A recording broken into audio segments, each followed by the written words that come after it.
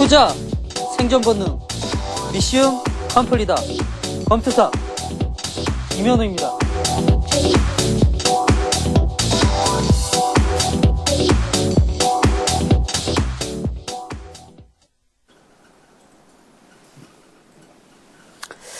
종합주가지수가 2000포인트를 넘어갔습니다.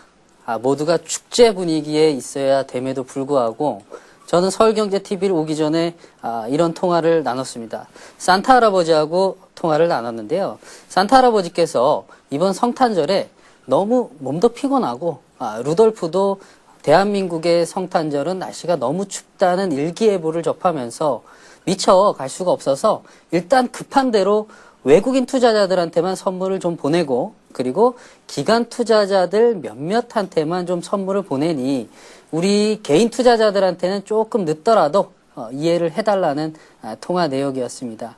2000포인트가 가고 있음에도 불구하고 우리 개인 투자자들은 너무 좀 힘겨운 그런 상황 속에 있는 것 같습니다. 좀 힘내시고요. 언제 될지 모르겠지만 선물을 준다고 하니 좀 더 지켜봐 주시기를 부탁을 드리겠습니다.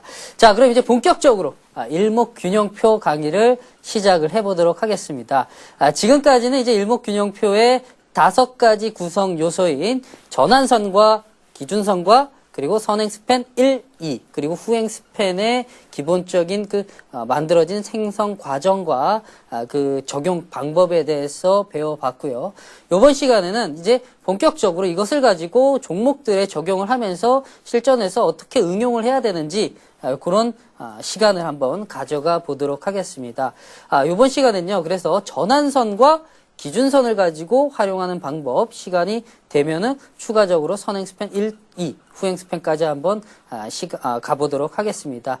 일단 차트를 먼저 보시면서 설명을 드리도록 하겠습니다. 늘 그렇지만은 차트에서 항상 여러분들이 쓰시는 HTS에는 일목균형표와 관련된 보조지표가 있습니다. 제가 쓰는 보조지표에는요, 좌측에 있는데요. 이렇게 해서 일목균형표 숫자들은 이미 증권사에서 다 세팅을 해놨기 때문에 그대로 그냥 확인을 버튼을 누르시고 하면은 캔들 사이로 일목균형표와 관련된 구성 선들이 다 발생이 되는 것이죠. 자, 전환선과 기준선만 말씀을 적용을 해본다라고 해서 일단 후행 스팬과 선행 스팬 1, 2는 좀 지워버리고 전환선과 기준선으로 한번 설명을 드려보도록 하겠습니다. 시중에 나와 있는 책들은 어떻게 설명이 되어 있냐 하면은요. 전환선, 자 여기 보이시는 요 빨간색 선이 전환선이고요. 요 아래 보이는 선이 기준선입니다. 전환선과 기준선을 하향 돌파하지 않고 캔들이 올라간다. 돌파되지 않았죠? 돌파되지 않고 지금 보시는 현대미포조선처럼 상방향으로 올라가는 것은 추세 상승이 발생이 되고 있다라고 생각을 하시면 되고요. 좀 더 뒤로 확대해서 보도록 하겠습니다. 자, 마찬가지로 전환선과 기준선이 돌파되지 않고 가는 시점대, 이 시점대가 추세가 상승으로 이어지고 있다라고 생각하시면 되는 겁니다. 다만 이제 전환선이 돌파됐을 경우에는 기준선도 지지선의 역할을 하니까요. 지금 같은 이런 시점대 지지선의 역할을 하니까 이 두 선을 일단은 함께 보시면서 접근을 하시는 게 바람직해 보인다라는 말씀을 드리고 싶고 그리고 역전이라든지 호전과 같은 얘기가 있는데요. 역전이라고 하는 것은 전환선이 기준선을 하향 돌파하는 시점, 이동평균선으로 따지면은 데드크로스라고 생각을 하시면 되고요. 그리고 전환선이 기준선을 상향 돌파하는 것을 호전이라고 한다. 역전이라는 사전적 정의는 형세가 뒤집혀짐이라고 생각을 하시면 됩니다. 형세가 뒤집혀져서 추세가 하락으로 가는 것이고, 그리고 호전이라는 것은 병세가 나아지다. 무슨 일이 잘 풀리기 시작한다. 라고 사전에서 정의가 되어 있는 것이죠. 자, 그래서 한번 적용을 한번 해보도록 할 텐데요. 자, 역전 시점이 언제입니까? 호전 시점이 언제죠? 자, 이 시점이죠. 전환선이 바로 기준선을 돌파하는 시점대. 뭐 매수를 하게 된다면 이런 시점대에서 매수를 하게 되는 것이죠. 자, 다시 한번 보도록 하겠습니다. 이런 시점대에서 1차 매수를 하게 되는 것이죠. 그러나 나는 좀 승리가 급해, 성질이 급해서 조금 더 선침해를 해보겠다라고 생각하시는 분들은 전환선을 돌파하는, 캔들이 돌파하는 시점대, 이러한 지점대에서 다시 1차 매수를 할 수가 있는 것이죠. 그래서 매매 타이밍은 두 번이 나오게 되는 겁니다. 한 번, 그리고 전환선이 기준선 돌파하는 시점대 두 번. 자, 이렇게 해서 일반적으로 일반적인 책에서 나와 있는 그 매매법은 이러한 매매법이 있다라는 것을 말씀을 드리고 싶고요.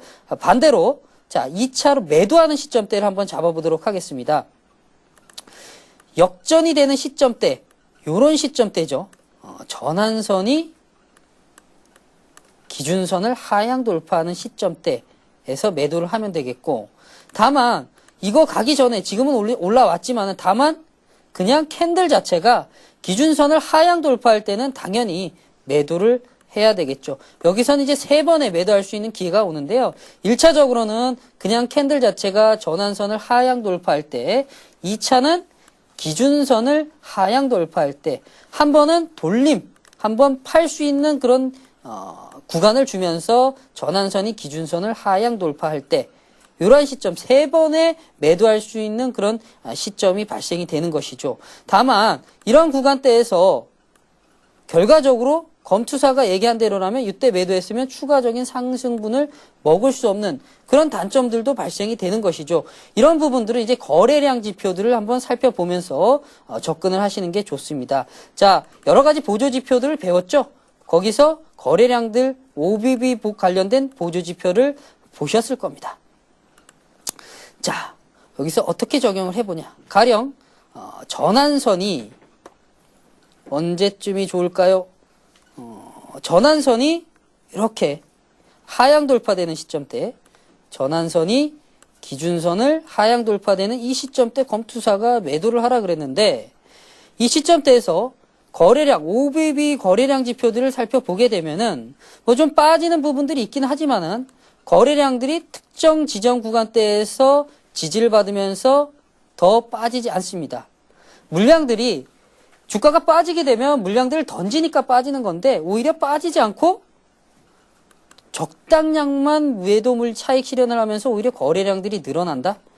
그렇다면은 여러 가지 보조 지표들과 함께 섞어서 접근을 한다라고 했을 경우에는 뭐 상당히 다시 한번 좀 더 중장기 투자를 하시는 분들이라면 이 구간대에서 좀 매도하지 않고 좀 더 들고 가 보시는 것도 나쁘진 않을 것 같고, 기술적 분석상으로 놓고 보더라도 이동평균선 지점대 뭐 가령 이러한 구간대에서 좀 더 확인을 하고 들어가는 것도 나쁘지 않은 그런 다양한 변수들을 좀 생각해 보시면 좋겠고요. 다만 이때는 좀 실전 매매에서는 좀 견디기가 힘들겠죠.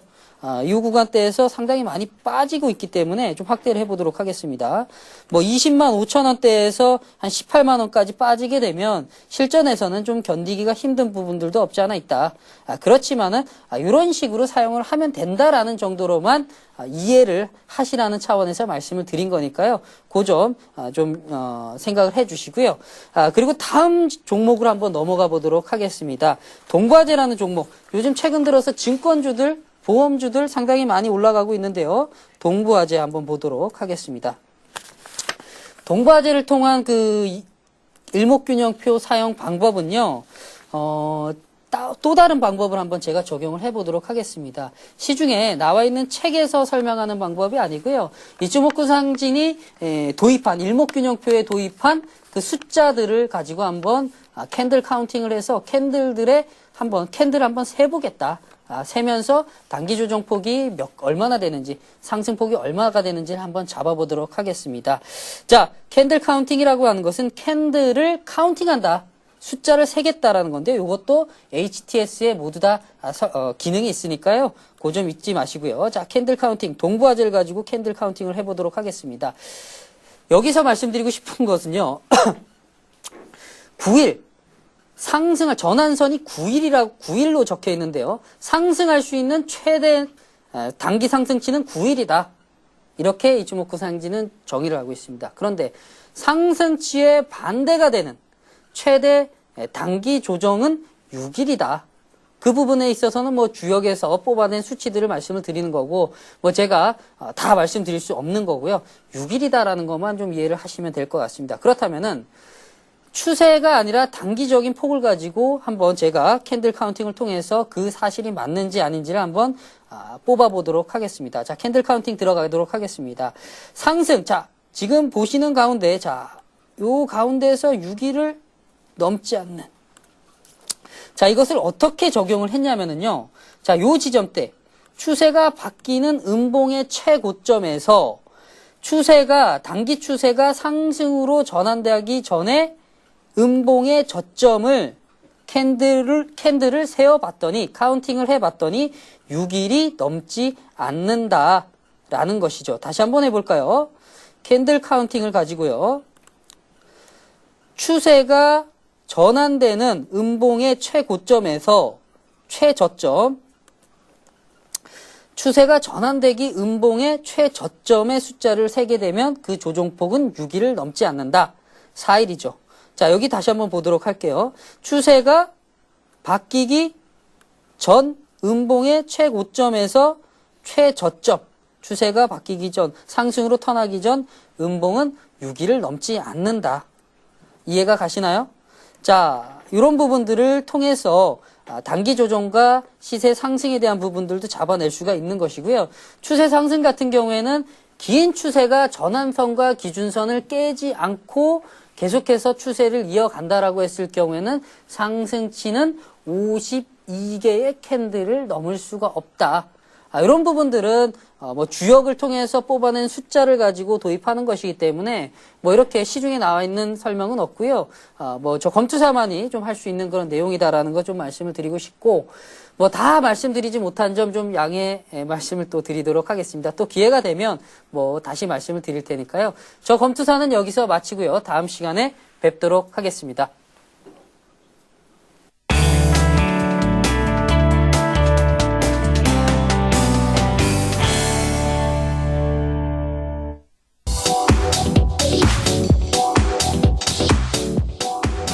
투자, 생존 본능, 미시움 컴플리다.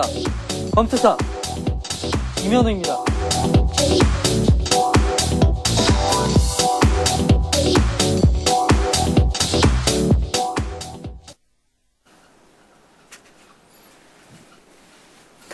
네, 안녕하세요. 이면호입니다. 서울에도 눈이 많이 내려가지고요. 차량상 이제 교통이 상당히 불편한데요. 강원도 같은 경우에는 지금 눈이 많이 와서 그 구제역 관련된 그런 그 장비들이 다 얼어서요. 구제역 그 관련해서 상당히 일 처리하는 것이 쉽지 않다라고 합니다. 그래서 축산 농가분들이나 아니면 그 열심히 담당하시는 담당 공무원님들께서 일하는 것이 불편한데 좀 힘내시고요. 춥더라도 파이팅 하셨으면 좀 좋겠습니다. 자, 이제 본격적으로 이제 일목균형표 강의를 시작을 해보도록 하겠습니다. 이번 시간은 이제 마지막으로 일목균형표에서 이제 선행 스팬 1과 그리고 선행 스팬 2, 그리고 후행 스팬, 그리고 전환선, 기준선 모두 복합적으로 한번 사용을 해서 종목들에 한번 적용을 해보는 그런 시간을 가져보도록 하겠습니다. 전환선, 기준선은 계속해서 제가 누차 말씀을 드렸기 때문에 선행 스팬 1과 선행 스팬 2, 그리고 후행 스팬까지 요 세 가지 선에 들어가는 숫자만 간략하게 다시 한번 정리를 해드리고 바로 차트로 넘어가 보도록 하겠습니다. 칠판을 한번 보시도록 할 텐데요. 칠판에서 한번 쓰는 숫자를 머릿속에 잘 기억을 해 두셨으면 좋겠습니다. 자, 우리는 일목균형표를 하면서 52라는 숫자를 반드시 기억해야 됩니다.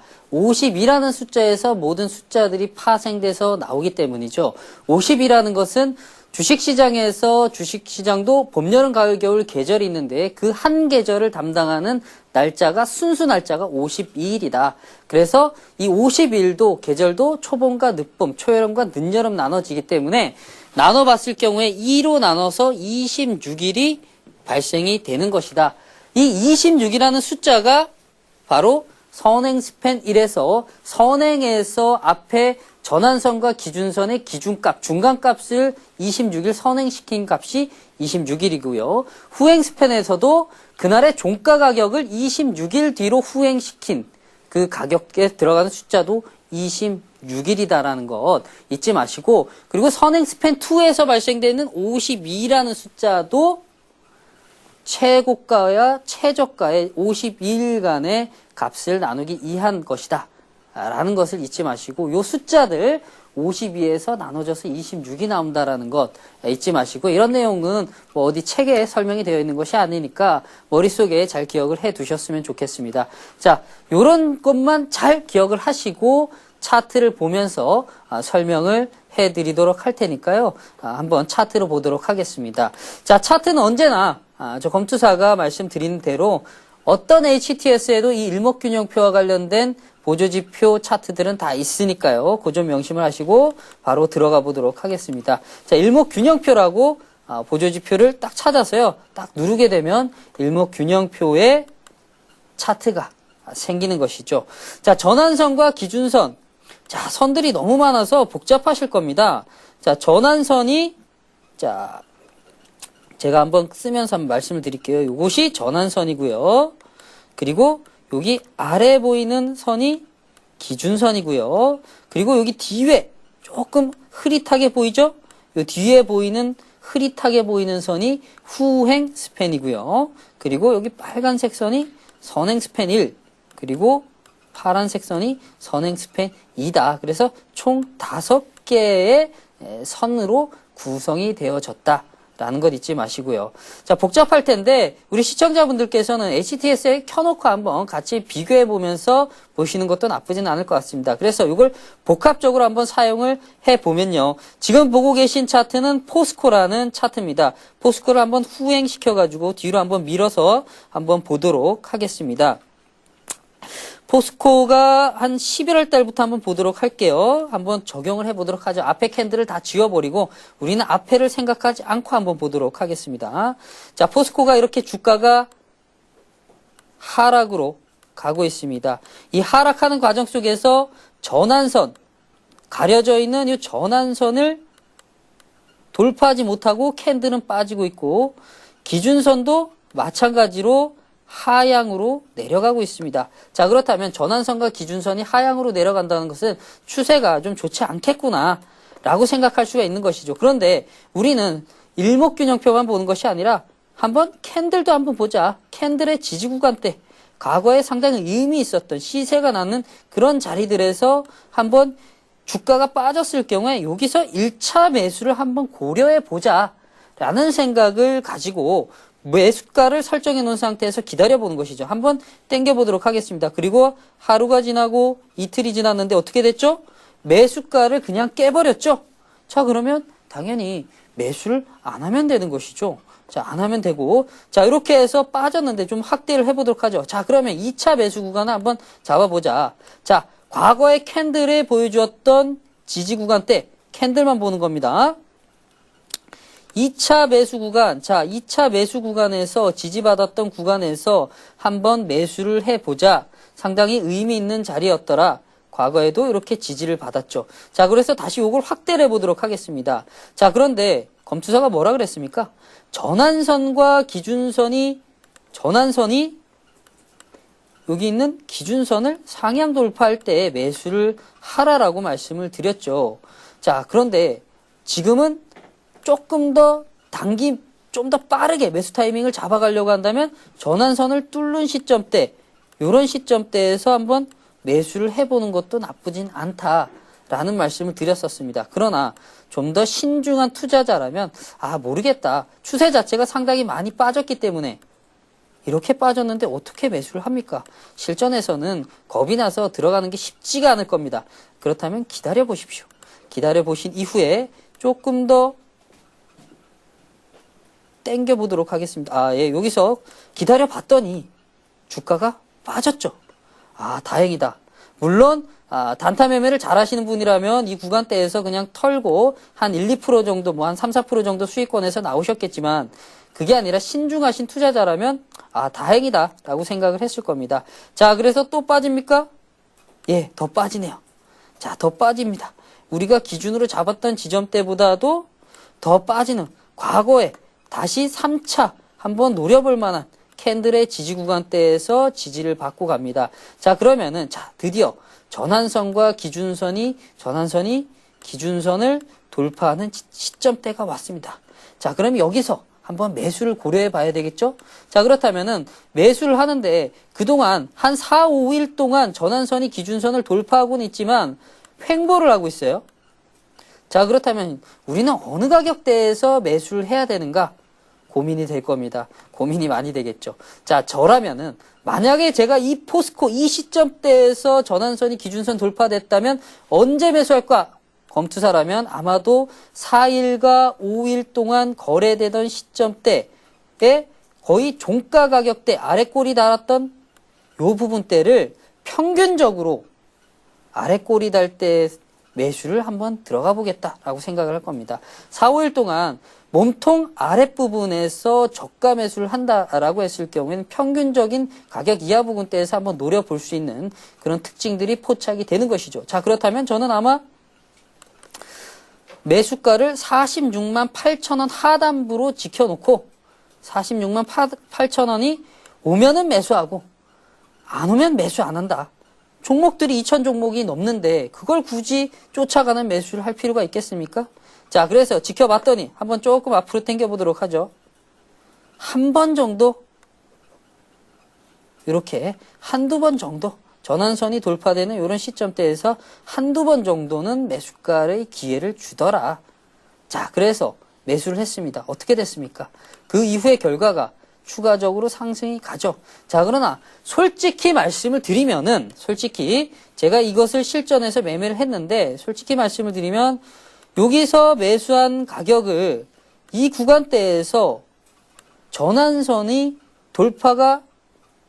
돌파됐지만 그 다음날 음봉이 떨어졌습니다. 전환선을 깰 것 같기도 하고 안 깰 것 같기도 하고 잘 모르는 상황이다. 그러면 아마도 저는 여기서 50% 정도를 털어줬거나 아니면은 그래 어차피 저가 매수했는데 저점에서 46만 8천 원 지점대에서 매수를 했으니까 매수가만 안 깨지면 한번 전환선 기준선 이탈되기 전에 한번 매수를 그냥 들고 가보겠다. 매수가 깨지면 그냥 큰 폭의 손실 없이 수수료 정도만 떼인다 생각하고 가겠다라고 했다면 여기서 고민을 안 했겠죠. 자, 두 번의 고비가 있었던 겁니다. 매수하는 고민과 털어야 하는 두 번째 고민에서 잘 견뎌냈더니 시세를 뚫고 가는 그런 상황이 지금 발생이 되고 있는 것이죠. 자, 만약에 이것을 끝까지 보유를 했다면 저는 다시 여기서 고민을 할 겁니다. 이 구간에서 의문 구름층 상단에서 자꾸 후행 스팬 2를 맞고 떨어지는 저항이 발생이 되고 있는 것이죠. 돌파를 해주면 강한 시세를 내겠지만 돌파를 못한다면 여기서 또 무너질 수 있는 그런 사항들이 발생이 되는 것이죠. 자, 그래서 만약에 저라면 현명한 투자자라면 수익이 어느 정도 발생이 됐다. 한 5%, 6% 이상 발생이 됐다라고 하면 이 구간대에서 한 30%에서 40% 이상은 수익 실현을 해주고 다시 한번 2차 매도 구간을 이 구간대 전환선의 지지 라인이 이탈되면 2차 매도를 해보겠다. 수익은 이미 이 지점대에서 발생이 됐으니까요. 여유 있게 한번 이 종목을 가지고 가는 것이죠. 전환선이 돌파가 안 된다라고 했을 경우에는 그냥 보유를 해서 돌파가 되면 계속해서 끌고 갈 수 있는 그런 상황들, 여력들이 발생이 되니까요. 이것이 바로 일목균형표에 이렇게 적용이 되는 것이다. 라는 말씀을 좀 드려봤고요. 후행 스팬이라고 하는 것은 과거에 지금 보이지가 않는데요. 과거에 보여주었던 그 현재의 종가 가격을 26일로 뒤로 미루면서 지금 현재 위치가 따뜻한 여름인지 아니면 추운 겨울인지를 알려주는 그런 지표입니다. 따라서 후행 스팬만 놓고 본다라고 했을 경우에 후행 스팬을 한번 거보죠. 후행 스팬이 하향 추세로 가고 있다라고 하는 것은 여름에서 겨울로 가고 있다. 그리고 저점 찍는 시점대, 요 구간대에서 후행 스팬이 다시 상방향으로 가면 지금 여름이 오고 있구나. 지금 포스코는 여름이다. 라고 해석을 하시는 것이 일목균형표에서 맞는 해석법이다라는 것을 말씀을 드리면서 저 검투사는 이제 시간이 다 돼서요. 여기서 마치도록 하고요. 또 다음번에 기회가 된다면 뭐 서울경제TV 샘플러스라는 이제 증권방송이 오픈이 되면 또 찾아뵙도록 하겠습니다. 여기서 마치겠습니다.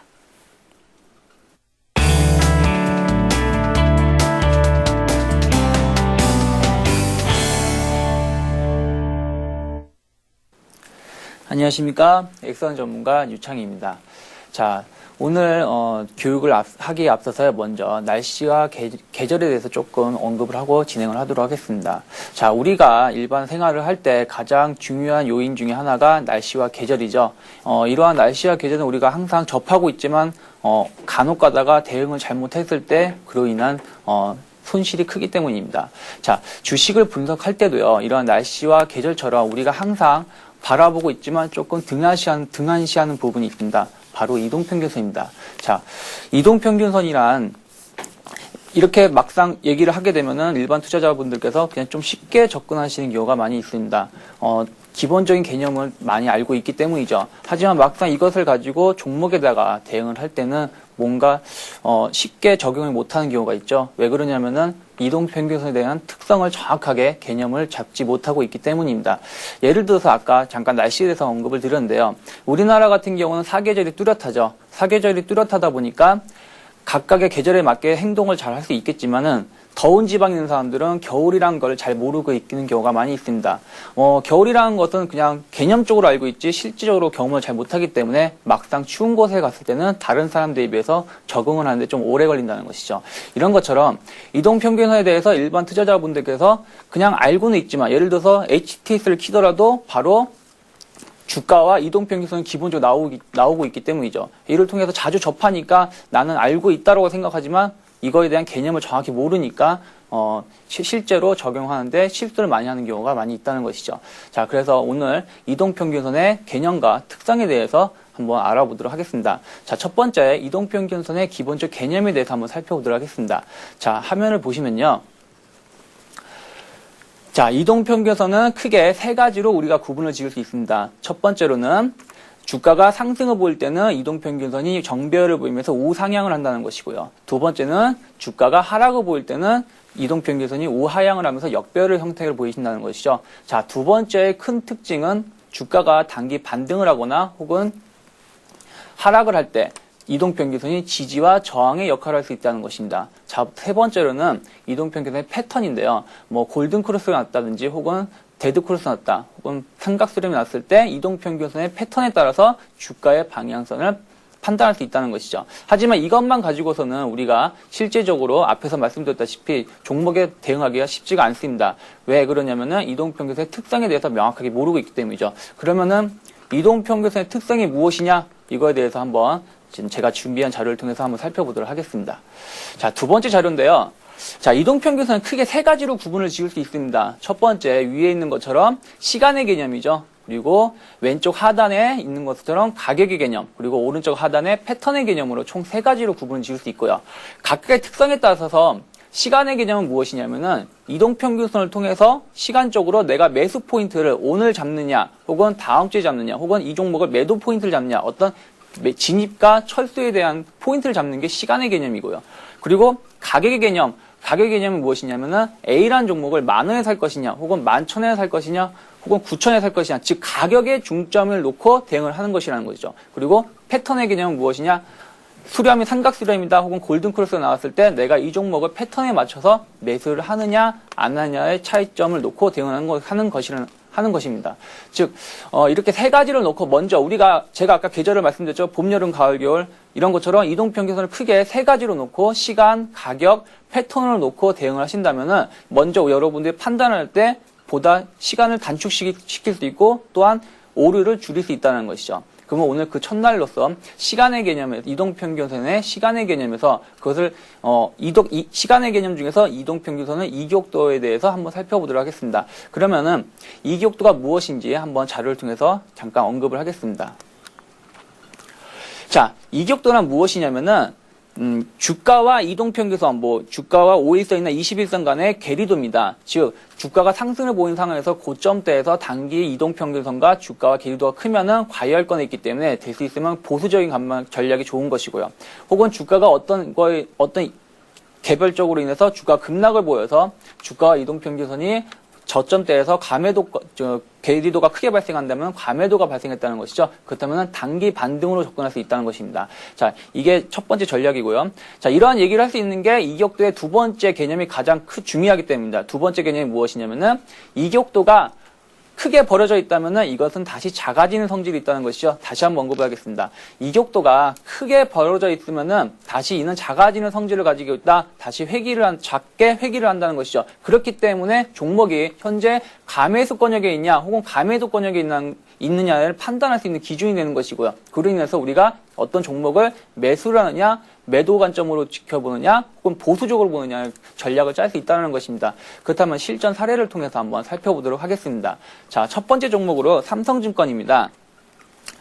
자, 지금 삼성증권을 살펴보시면은 지난 11월 말에 가격이 65,000원이었습니다. 65,000원이었는데 불과 한 달도 안 돼가지고 얼마까지 올라왔냐면은 약 89,000원까지 올라왔죠. 89,000원까지 올라오다 보니까 주가가 약 한 3주, 4주에 걸쳐서 약 30% 이상 반등을 보였습니다. 상승을 보이다 보니까 이동평균선이 주가는 87,000원에 있으나 이동평균선 21선이 77,000원 정도에 놓여 있다는 거죠. 이게 오늘이 77,000원이지 월요일 같은 경우는 75,000원까지도 내려와 있었다는 것입니다. 그러면 주가와 이동평균선 간의 괴리도가 상당히 강하게 발생하고 있다는 거죠. 즉, 약 한 20% 가까이, 15%에서 15% 정도 괴리도가 발생하고 있다는 것이죠. 그러면 이게 무슨 얘기입니까? 가매수권역이 있다는 것이죠. 그럼 단기적으로 삼성증권이 나쁘다는 것이 아니라 단기적으로 가매수권역에 있으니까 이 종목이 여기서 추가적으로 급등을 보이기보다는 옆에서 당분간 이격 조절을 보일 수 있다. 그렇다면은 이번 주보다는 다음 주 초나 다음 주 중반쯤에 매수 포인트를 보는 게 좋다는 것이죠. 자, 이와 비슷한 종목이 하나 있는데요. KB금융을 한번 살펴보도록 하겠습니다.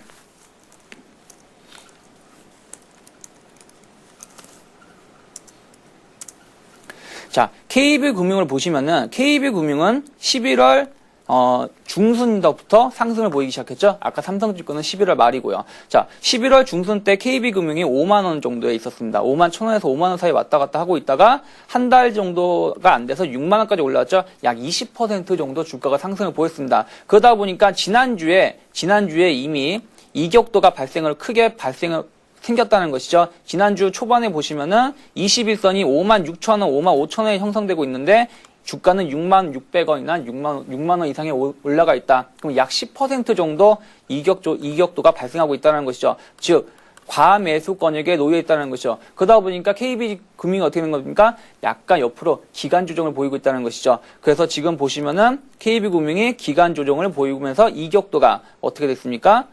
5일선과 21선이 상당히 조밀조밀하게 좁혀져 있다는 것이죠. 자, 그러면은 아까 삼성증권은 제가 조금 더 지켜보면서 매수하는 게 좋을 것 같다고 말씀드렸고요. KB금융은 무엇입니까? 이격도가 이제 마무리 국면에 있다는 것이죠. 그렇다면 한번 시장이 좋게 움직인다면 KB금융이 한 번 더 오를 수 있다. 그럼 이제부터는 매수 관점으로 바라볼 수 있다는 것이죠. 자, 지금까지 가매수권역에 있는 종목을 살펴봤는데요. 반대인 종목을 가매도권에 있는 종목을 한번 살펴보도록 하겠습니다. 자, NC소프트인데요.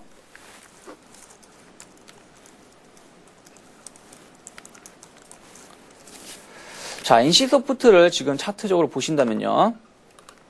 지난 11월 18일을 11월 중순에 27만 5천 원이었습니다. 27만 5천 원이 한 달 반 정도의 반등 없이 약 30%, 이번 주 월요일에는 19만 2천 원까지 빠졌었죠. 약 30% 주가가 조정을 보이다 보니까 어떻습니까?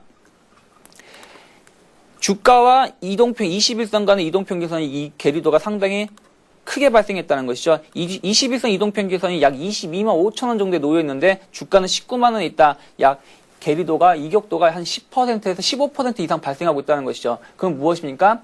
단기적으로 가매도권역에 있을 때는 주가가 반등을 할 수 있다. 그렇기 때문에 약간 매수적인 관점으로 대응할 수 있다는 것이죠. 그러면 이 종목은 현재 단기적으로 단타 형식으로 매수 관점으로 대응하는 것이 좋다는 것이죠. 자, 지금까지 실전 세 종목을 통해서 실전 사례를 통해서 이격도에 대해 살펴보았습니다. 그렇다면은 정리하는 관점에서 다시 한번 이격도가 무엇인지에 대해서 한번 살펴보면서 오늘 강의를 마무리하도록 하겠습니다. 자, 첫 번째 이격도가 무엇이냐? 자, 자료 한번 보시죠. 자, 이격도는 무엇이냐면은 단기 이평선과 주가의 괴리도라고 말씀드렸습니다. 자, 단기 이평선이 주가가 계속 올라와가지고 주가가 상당히 높은 상황에서 단기 이평선 밑에 있다. 그러면서 이격도가 크게 발생을 한다. 그렇다면은 단기 가열권 그렇다면은 될 수 있으면 보수적인 관점에서 종목을 대응하는 것이 바람직하고요. 자, 반대로 주가가 단기적 급락을 해가지고 이평선과 밑에서 주가 하락권에서 이평선과 주가와의 괴리도가 크게 발생했다 그러면 단기 가매도권, 그렇다면 매수적인 관점이라는 것이죠. 자, 이러한게 우리가 포인트를 잡을 수 있는 이유는 무엇이다? 이격도의 가장 중요한 성질이 이격도가 크면은 이는 다시 축소되는 경향이 있다는 것이죠. 다시 한번 말씀드립니다. 이격도가 크게 발생을 했을 시에는 이게 다시 축소되는 경향이 있다. 그렇기 때문에 우리가 이걸 놓고 매수와 매도 포인트를 잡을 수 있다는 것이죠. 하지만 우리가 여기서 주의할 상황이 한 두 가지 정도 있는데요. 첫 번째는 단기 이평선이 정확도가 높습니다. 그러니까 5일선이나 11선, 21선을 놓고 대응하는 게 좋고요. 자, 두 번째는 이렇게 이평선을 놓고 이격도의 관점으로 대응할 때는 아까 잠깐 언급했듯이 될 수 있으면 지금 포인트를 잡는 거죠. 주식의 매수나 매도 포인트를 잡는 것입니다. 그렇기 때문에 시간 개념 포인트가 진입 관점으로 보셔야지 가격이나 어떤 패턴을 보시게 되면 혼돈을 가질 수 있다는 것이죠. 그래서 이러한 것만 주의를 하고 이격도 이평선의 시간 개념 그리고 이격도에 대해서 대응을 하신다면 좋은 결과를 보일 수 있지 않을까 싶습니다. 자, 다음 시간에는 오늘 하지 못한 시간 개념을 했고요. 다음 시간에는 가격 개념과 패턴의 개념에서 우리가 한번 어떻게 이용하는지 살펴보도록 하고요. 자, 남은 오후 시간 3시간 정도 남았는데요. 성공하는 투자가 되시면서 오늘 잘 마무리하길 부탁드리겠습니다.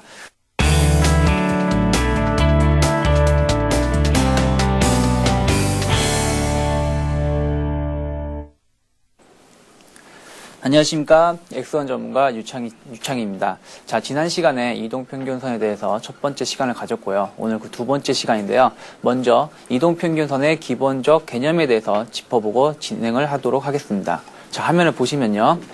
이동평균선의 특징 중에서 첫 번째 상승 추세에 있을 때는 이평선이 우상향을 그리면서 정배열을 그리고 있다. 그리고 하락 추세에 있을 때는 이평선이 우하향을 그리면서 역배열을 그리고 있다는 것이죠. 그리고 두 번째 중요한 성질은 무엇이냐면 이평선이 지지와 저항의 역할을 한다는 것입니다. 세 번째는 이평선이 골드나 데드크로스가 났을 때 주가의 방향성을 알 수 있다는 것이죠. 자, 근데 문제는 무엇입니까? 이것만 가지고는 이평선을 가지고 정확하게 종목을 대응하기 쉽지 않다는 것이죠. 그 이유는 무엇이다? 이평선에 대한 명확한 성질과 특성을 우리가 모르고 있기 때문이죠. 그래서 그것을 제가 세 가지로 구분지었던 것을 기억하실 것입니다. 그럼 다시 그 자료를 보면서 교육을 진행하도록 하겠습니다. 자, 이평선은 크게 몇 가지로 구분이 된다? 세 가지로 구분이 된다. 자, 첫 번째 상단에 있는 것처럼 가격의 개념으로 살펴볼 수가 있고, 시간의 개념으로 살펴볼 수가 있고요. 그리고 하단 왼쪽에 있는 것처럼 가격의 개념으로 살펴볼 수 있습니다. 그리고 끝으로 오른쪽에 있는 것처럼 패턴의 개념을 살펴볼 수 있다는 것이죠. 그래서 지난 시간에 시간의 개념, 그래서 이평선을 이격도의 관점으로 대응하는 법을 살펴드렸고요. 오늘은 그 두 번째로 가격의 개념으로서 이평선을 지지와 저항, 그리고 추세를 어떻게 사용하는지에 대해서 살펴보도록 하겠습니다. 그러면 첫 번째, 이평선의 가격의 개념, 그리고 지지와 저항에 대해서 한번 살펴보고 종목을 들어가도록 하겠습니다. 자, 화면을 보시면요. 이평선의 지지와 저항에 대해서는 첫 번째, 주가가 상승, 하락 시에 지지 또는 저항의 판단이 되는 지표로 사용할 수 있다는 것입니다. 자, 두 번째가 중요한 것인데요. 자, 주가가 상승 국면에 있을 때는 이평선이 단기 이평선이 주요한 지지 역할을 하시고요. 그리고 주가가 하락 국면에 있을 때는 중장기 이평선이 저항의 역할을 한다는 것을 여러분들이 관심 있게 보면서 종목을 바라보도록 하겠습니다. 첫 번째 종목 기아차입니다. 자, 기아차를 보시면은 현재 올 한 해 계속 지속적으로 21선이 지지가 되면서 상승을 계속 계단식 상승을 하던 것을 살펴볼 수 있습니다. 근데 지금은 어떻습니까? 지금은 단기 5만 원을 중심에 놓고 5만 원대가 조금 저항대가 녹으면서 기간 조정을 보이고 있죠. 그러면서 어떻습니까? 5일선과 21선이 같이 주가와 같이 옆으로 기간 조정을 보이면서 행보를 하고 있습니다. 이럴 때는 어떻게 해야 된다? 밑에서 올라오고 있는 61선이 주요한 지지선이 될 수 있다는 것이죠. 그렇다면 61선이 지금 얼마입니까? 약 47,500원 정도 된다는 것이죠. 그러면 이 종목을 여러분들이 지금 매수할 때는 5만 원 초반에서 매수를 해서 47,000원 정도를 손절가로 놓고 대응을 하면은 괜찮다는 것이죠. 자, 우리가 여기서 살펴봐야 될 것은 무엇이냐면은 지지와 저항 혹은 추세는 기존에 혹은 과거에 있었던 모양 그대로 조금 더 앞으로 진행이 된다는 전제로 종목을 분석하는 것입니다. 그러면 과거에 보시면 올 한 해 종목을 보시면은 주가가 계속 21선을 지지를 하는 것을 살펴볼 수 있죠.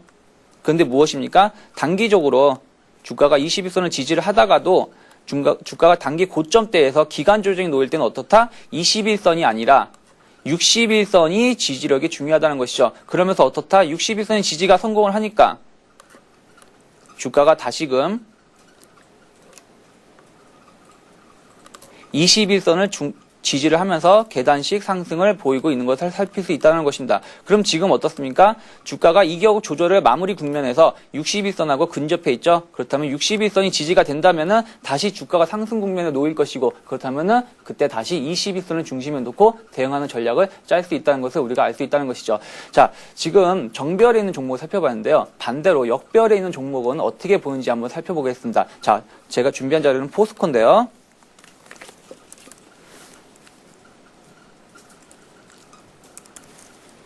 자, 포스코를 보시면 전체적인 흐름이 역배열에 있는 걸 살펴볼 수가 있죠. 자, 역배열에 놓여 있는 걸 살펴볼 수가 있는데요. 자, 제가 아까 뭐라고 했습니까? 상승 국면에 있을 때는 단기 이평선이 지지가 될 것이고, 역배열에 있는 종목은 중장기 이평선이 저항의 역할을 할 것이라고 말씀드렸습니다. 자, 지금 포스코를 보시면 지난 1월 달에, 올 1월 달에 주가가 반등을 보일 때 어떻습니까?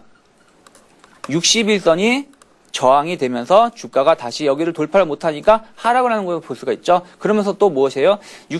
지난 4월 달에는 61선과 121선이 저항의 역할을 보이면서 주가가 올라가지 못했다는 것이죠. 자, 그리고 나서 다시 5월 달에 바닥을 찍고 반등을 보일 때 어떻습니까? 이번에도 역시 121선이 저항이 되는 걸 살펴볼 수 있고요. 또 하나가 뭐냐면 중장기 이평선이 하나가 있는데 하나 더 추가를 하고 진행을 하도록 하겠습니다. 자, 241선이 하나 있는데요. 자, 241선이 어떻습니까? 이번에는 지난 10월 달에는 241선 장기 이동평균선의 저항을 맞고 주가가 다시 하락을 했다는 것이죠. 그럼 지금 주가의 위치가 어디에 있습니까? 241선과 121선 사이에 놓여 있다는 것이죠. 그렇다면 아직은 중장기 이평선 밑에 있기 때문에 이 종목을 대응할 때는 조금 보수적인 관점이 좀 유효한 전략이 될 수 있다는 것이죠. 자, 근데 이 가격의 개념에서 지지와 저항을 대응을 하실 때 여러분들이 주의사항이 있습니다. 그것이 무엇이냐면은 지지가 되던 이평선이 이 자리가 지지가 안 되면 저항으로 작용한다는 것입니다. 자, 그러면 종목을 통해서 한번 살펴보도록 하시죠. 자, 포스코를 먼저 살펴보신다면 어떻습니까? 과거에는 방금 제가 보여드린 기아차처럼 어떻어요? 21선을 중심으로 지지가 되면서 올라왔다는 것이죠. 21선과 61선이. 그런데 이 자리가 무너지면서 돌파를 하지 못하니까 어떻다? 21선과 61선이 저항이 되면서 추세가 어떻게 됐다? 하락으로 전환이 됐다는 것이죠. 하락으로 전환이 됐다. 그렇다면은 이와 비슷한 다른 종목을 보면서 설명해 드리겠습니다. 자, SK CNC입니다.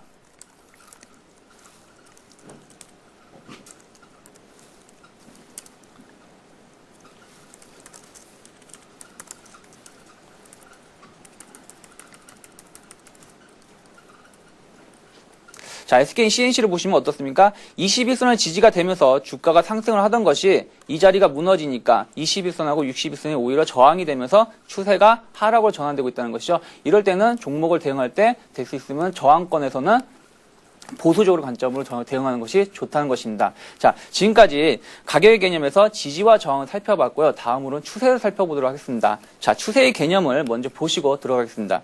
주가가 상승을 할 때는 추세적으로 상승 또는 하락 구간을 판단하는 지표로 사용될 수 있다는 것입니다. 자, 두 번째가 그리고 상당히 중요한데요. 추세가 상승 혹은 반전에 있는 종목이 투자의 기준이 될 수 있다는 것입니다. 그리고 세 번째, 중장기 이평선이 정확도가 높다는 것입니다. 자, 종목을 보면서 설명해 드리겠습니다. 자, LG상사를 준비를 해왔는데요.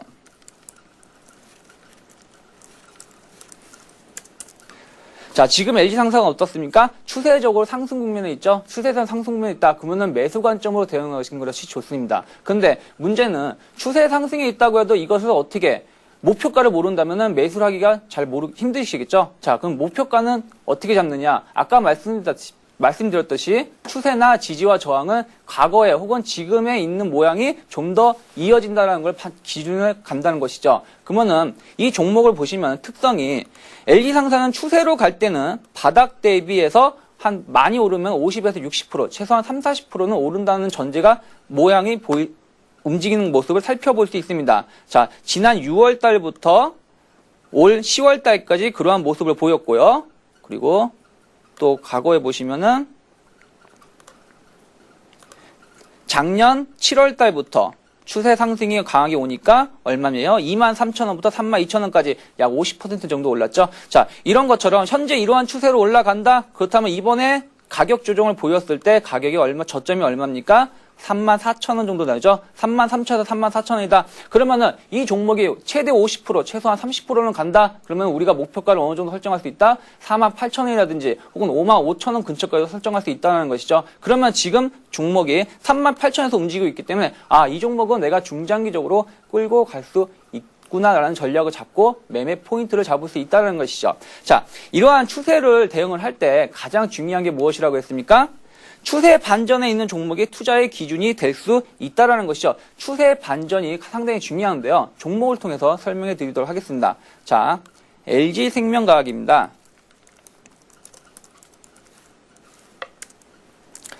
자, LG생명과학을 보신다면 작년 10월부터 주가가 하락 추세를 보이면서 상당히